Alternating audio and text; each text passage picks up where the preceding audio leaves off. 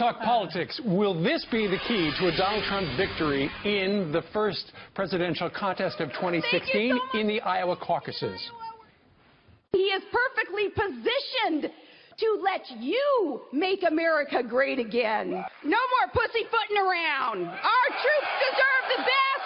You deserve the best. You ready for a commander-in-chief who will let our warriors do their job and go kick ISIS ass? I'm here to support the next president of the United States, Donald Trump. Former Alaska governor and vice presidential candidate Sarah Palin yesterday endorsed Donald Trump, and Donald Trump joins us on the phone right now. Good morning to you, Mr. Trump. Good morning. So how did this endorsement happen? Did you reach out to her? Did she reach out to you? What? Well, you know, I've known Sarah for a long time. She's a fantastic person and respected, and really many people wanted her endorsement, as you can imagine, because she's got a group of followers that will do anything. They love Sarah. And, you know, we've done very well, as you folks know perhaps better than anybody. We've done very well between, you know, all of the different things we're going to be doing with trade and Obamacare, repealing and replacing it with something that's going to be much better. I don't know if you've seen the rates, but people are going up 25, 35, and 45% with Obamacare. It's a disaster. You know, and so many other things, and people view me much stronger on the border and on ISIS and taking care of the vets and the military. So she wanted to endorse us, and, you know, it was an endorsement that I'm very proud of, and she did it yesterday and in front of a really big group of people. And we have such great crowds, and you know, so we're really honored to have it. We love Sarah, and so do a lot of people. Do you think that you would put her in your cabinet should you win? Well, you know, it's interesting because she didn't even talk about it. You know, a lot of people, they'll call, oh, gee, let's go politics, and she never even mentioned it. It was just the endorsement. I don't even know that she'd want to do that, actually. But would it be something you would think about, Donald Trump? Well, it would be something I would certainly think about. We never even discussed it. She was just happy to endorse. You know, she views it as a movement. She said it in a speech. For instance, today we're doing a speech. I'm in Iowa right now. We're doing something early in the morning in Iowa in a little while right after this call, and then we have a great crowd. And then we go to Oklahoma. We're going to have like 12,000, 13,000 people in Oklahoma, and it was just set up a couple of days ago. And you know, we have the biggest crowds by far, much bigger than Bernie Sanders, by the way, but the press hates to say it. Yesterday, the other day, Sanders had 3,000 people, and I had 12. And they said, oh, the crowds at Sanders are unbelievable. Nobody ever mentioned the fact that I had 12. I mean, yeah, well, you know why that is. You know why they've that also is. gotten used have to an it as well. Mr. Trump, this is Heather Hello, here. Heather. Hi, Heather. Hi, great to talk to you this morning. You just mentioned Obamacare, and you know, when you have put out policy proposals in the past, whether it's VA reform or your economic plan, you've gotten a lot of kudos for those things. There are still a lot of folks out there who want to know more details from you about what you would do, whether it be dealing with ISIS and Iran, or what about Obamacare? Do you have anything that you'll be releasing anytime soon? Right. Well, we have a lot of policy out there, and you've seen what we've done with the vets, which has really been acclaimed by everybody. The vets are in love, and they really like what we're doing, and we're winning so many endorsements from the vets. Obamacare, we're going to free it up. We're going to make sure that companies can come in and give us much better health care at a much lower price, and we're going to let companies bid. You know, I don't know if you know, but right now you have very strong restrictions on what companies can do and who can bid, and you have these phony state lines all over the place, and people have been talking about it for years. But you know, I'm not receiving any money. I don't get any campaign contributions from these fat cats and from people I know very well, from the lobbyists, from everybody. And what happens is the insurance companies are all protected. So they have like a monopoly in different states, and you can't even bid against them. It's ridiculous. If you want to bid in California, if you're an insurance company, you can't do it. We're going to free it up so that people can get great health care and great health insurance. And this is what we have to do. And if we don't do it, it's going to be a continuation of the same, because if you look at your rates, if you look at the premiums on Obamacare, what's going on, and take a look at the deductibles, by the way. The deductibles are so high that no matter what happens, unless you get hit by a tractor, you can't use it. So it's a real problem. So yesterday you had Sarah Palin endorse you. You had the daughter of John Wayne say, you know, if John Wayne was alive today, he'd be up here endorsing you. And then also, although it was not a direct endorsement of you, The governor of Iowa, Terry Branstad, said it would be a big mistake for Iowa to support Ted Cruz, and he hoped that Ted Cruz lost because he doesn't like ethanol. What did you make of that development?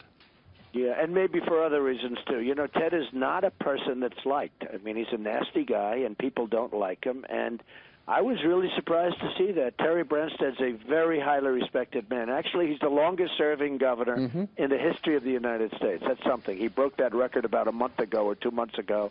That's an amazing record. And the people of Iowa love him, and he cares to them. And he's not your politician where they talk.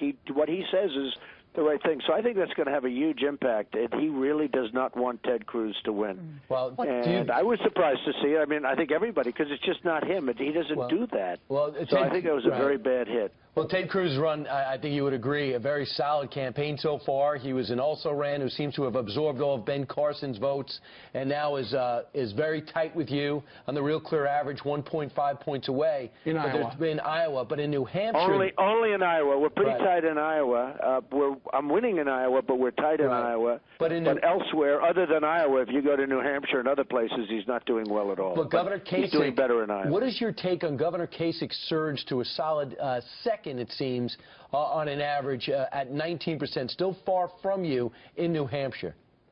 Well, he's doing better, and I'll tell you, interestingly, he was very nice to me when he first ran, and then he got very nasty, and then he became very nice again. So right now I like him, and I think he's doing pretty well. In terms of the establishment, he seems to be doing a little bit better than the others right now, based on a poll. I think the big poll comes out tonight at 6 o'clock, the WMUR poll with CNN. It comes out at 6, so I'm looking forward to seeing that poll. That's a very comprehensive poll of New Hampshire. But we've been winning New Hampshire by a lot. I think he maybe could be in second place or third place right now.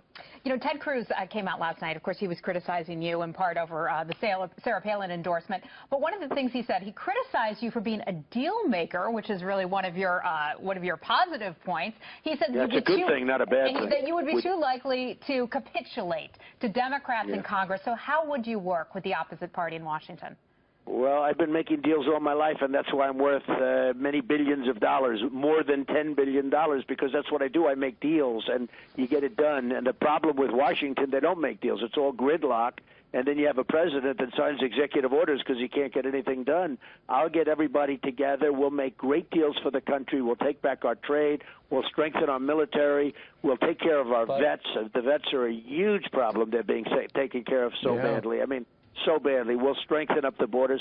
Yeah, we're going to make deals. We're going to make great deals. And politicians don't know how to make great deals like a guy like Ted. You know, he borrows money from Goldman Sachs. He borrows money from Citibank. He doesn't report it on his forms where you have to report it. It's, you know, a violation at a very significant portion. And he doesn't report things like that. You can't just say that. I mean, it's very sad to see it.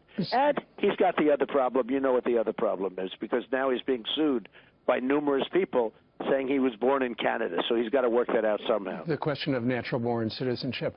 Got to ask you about this. This is something in the show business world, and you've been part of that for a very long time.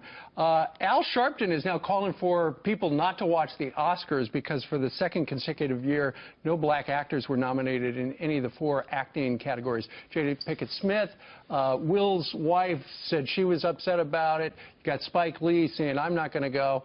What do you make of this? Well, I think it's a tough situation. I think it's really sad. And, you know, Al is just a guy who wants to get publicity for himself, and I understand him very well. Al would actually probably say that he was a friend of Donald Trump, okay? Maybe not on television, but outside of television. I think it's a tough situation. I saw somebody on your show today saying, well, what do we do with BET, Black Entertainment, right? So, you know, because over there, the whites don't get any nominations or don't get... And I thought it was an amazing interview, actually. It was I never even thought of it from that standpoint. But with all of that being said, it would certainly be nice if everybody could be represented properly. And hopefully that's the case, but perhaps it's not the case. It's a difficult situation. But Donald, if you're Chris Rock, and again, for the second consecutive year, there are no African Americans who got nominated, and now there's pressure from the black community for him to step out, what would you recommend he do? Well, I think he'll probably say something, you know, and joke about it a little bit and do it the way he does. He's a great guy. I know him pretty well. He's a very good guy and a very funny guy. He'll probably make a big issue out of it, and I think that's fine. Let it be known, and And, you know, if somebody deserves it. If somebody deserves it, I mean, I've watched over the years where African Americans have, in fact, received Academy Awards and have been very well represented. This is not one of those years, but over the years I've seen, you know, numerous black actors and African American actors receive Academy Awards, and I think that's great. This doesn't happen to be one of those years, but it's a difficult situation, and you know, when Al Sharpton's jumping up and down, you know, people say, "Well, give me a break." Before you go, you had Sarah Palin endorse you yesterday, pre-Iowa caucuses. Any other endorsements up your sleeve that might drop next week? Well, I just got a very big endorsement from Carl Icahn, who's a great businessman, and I have many business people wanting to endorse me, and they're the best. But unfortunately, nobody's ever heard of any of these people. But I consider them to be, you know, the most important endorsements, because when you look at what China and Japan and all these countries are doing to us on trade, we're going to have the best people negotiate. We're not going to have political hacks. Right now we have political hacks that got there because they donated and because they made contributions to politicians. We're going to have guys like Carl Icahn and the best businessmen, the best negotiators in the world. We have the best business people in the world, men and women in the world. We don't use them. We use political hacks to make our deals with these countries, and they rip us. With China, we're losing 500 in terms of trade deficit, $500 billion a year. And those days are gone. It's not going to happen anymore. So when I get an endorsement from Carl Icahn and many other business people, the top people in the world, really, to me, that's a great endorsement. Been a big deal on Wall Street. All right, Donald Trump, we know you got a busy day there in Iowa and later in Oklahoma. Thank you very much for joining us. Sarah Palin tagging along? Yeah. Today and tomorrow? She's going to be going, and we're going to have a lot of fun. It'll be great. All right. Congratulations. Thank you all. Thank you very much. Have a great day. Thank you, sir.